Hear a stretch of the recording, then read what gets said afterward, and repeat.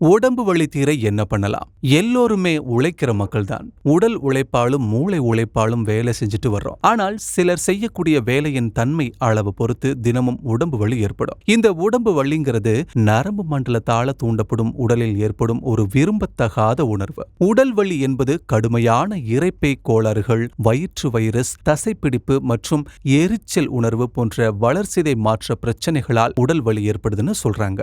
ஆயுர்வேதத்துல உடல் வலிக்கான சிகிச்சைன்னு பார்த்தால் உடலை ஆராய்ந்து பின்னர் வலியின் மூல காரணத்தை அறிந்து கோளாறின் தன்மையை ஆய்வு செய்து அதற்கு என்ன அறிகுறிகள்னு பார்த்து அடையாளத்தை ஒருங்கிணைச்சு கண்டறியறதா சொல்றாங்க. இதுக்கான ஆயுர்வேத சிகிச்சையில ஆயுர்வேத நச்சு நீக்கம், எண்ணெய் சிகிச்சை, வெப்ப சிகிச்சை, இரத்த சுத்திகரிப்பு சிகிச்சை, மருந்துகள், ரசாயன சிகிச்சை, தலையில எண்ணெய் பூசுதல் அல்லது சிரோதாரியா இப்படி நிறைய சிகிச்சைகள் இருக்கு. தக்க மருத்துவரின் ஆலோசனையை பெறுவதும் நல்லது.